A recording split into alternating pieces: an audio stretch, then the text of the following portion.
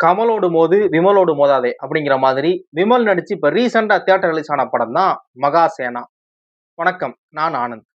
விமல், ஸ்ருதி, யோகி பாபு இவங்கலாம் நடிச்சு டைரக்டர் தினேஷ் கலைச்செல்வன் டைரக்ஷன்ல ரீசெண்டா தியேட்டர் ரிலீஸ் ஆன படம் தான் மகாசேனா.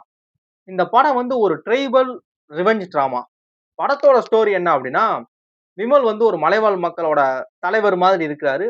அவங்கட்ட வந்து ஒரு சாமி சிலை இருக்கு.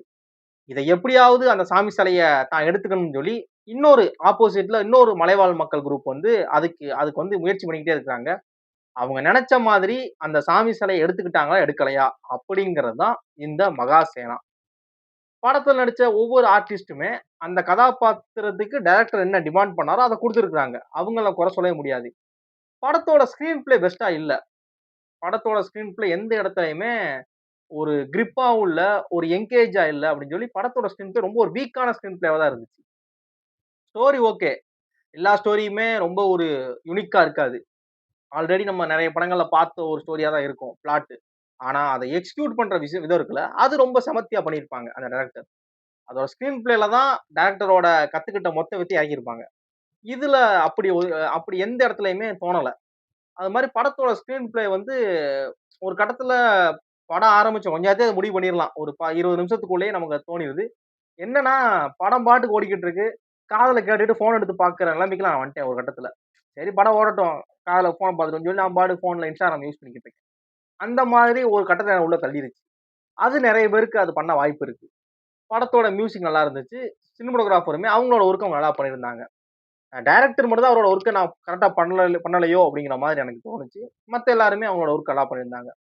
விமலோட கதாபாத்திரம் பார்த்தீங்க அப்படின்னா, ஆள் வந்து ரொம்ப ரொம்ப சைலன்ட்டா இருக்கிற மாரி, பார்க்க ரொம்ப சாஃப்ட்டா இருக்காப்லயே அப்படின்னு நீங்க நெனச்சீங்கன்னா, ரொம்ப அசால்ட்டா வயலன்ட்டா 2 தலைய வெட்டி 2 பேரோட தலைய வெட்டி சாக்கு பையில போட்டு தூக்கி போடுற மாதிரியான ஒரு வயலன்ட்டான கேரக்டர் படத்துல.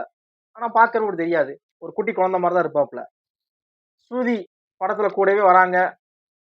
எதுக்கு வராங்கன்னு தான் தெர்ல. அது மாரி படத்துல ஒரு கும்கி யானை மாரி ஒரு யானை இருக்கு. எதுக்குடா அந்த யானை அப்படிங்கிறப்ப, கடைசி அந்த கனெக்ட்க்காக ஃபர்ஸ்ட் ஓகே அப்படிங்கிற மாரி புரியுது. ஜான் விஜய், யோகி பாபு இவங்க 2 பேரோட கேரக்டரைசேஷன் தான் படத்த வந்து கொஞ்சம் ஸ்ட்ராங்கா இருந்ததே எனக்கு தெரிஞ்சு. யோகி பாபு வரக்கூடிய ஒவ்வொரு சீன்லயுமே படத்துல 5 சீன் வராருன்னா, அந்த 5 சீன்லயுமே அவர் ஸ்கோர் பண்ணிட்டு போயிருக்காரு. 5 சீனுமே நமக்கு சிரிப்பு வந்துருது. கவுண்டர நொறுக்கிறாரு. அவர் ஃப்ளோல அடிக்கிறதான கவுண்டர்லாம். அது எல்லாமே எத்தன விஷயங்கள் பேப்பர்ல இருந்துச்சுன்னு தெரியாது. அது எல்லாமே அவர் ஃப்ளோல அடிச்சாரா? இல்ல டைரக்டர் சொன்னாரான்னு தெரியல. அது எல்லாமே பெஸ்ட்டா இருந்துச்சு.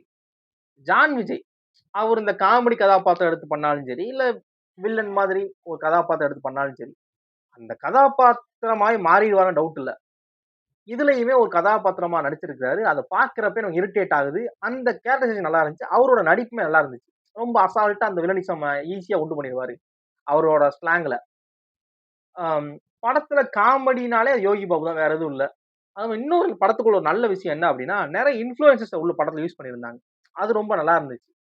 நீங்க Instagramல பார்க்கக்கூடிய நெறைய இன்ஃப்ளூயன்சர்ஸ படத்துக்குள்ள ஆட் பண்ணியிருந்தாங்க. இந்த கணேஷ் ஃபன் டான்ஸ்ன்னு சொல்லி ஒருத்தவரு Instagramல டான்ஸ் ஆடிட்டு இருப்பாப்புல.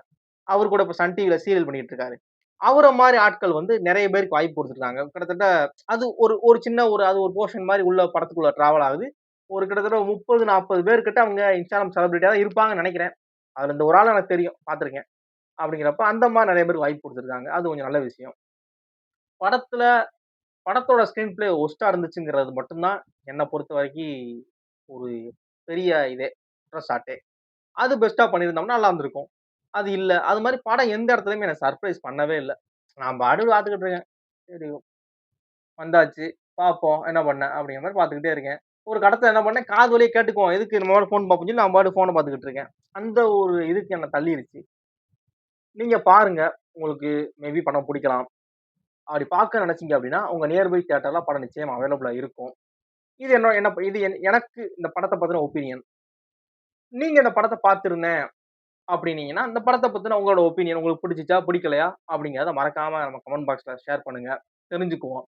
நான் வேற ஏதாவது படத்த ரிவ்யூ பண்ண நினைச்சீங்க அப்படின்னா, அந்த படத்தோட நேம கமெண்ட் பாக்ஸ்ல கமெண்ட் பண்ணி வைங்க. பார்த்துட்டு என்னோட ஹானஸ்டான ஒப்பீனியன் நான் ஷேர் பண்றேன். தேங்க்ஸ் ஃபார் வாட்சிங்.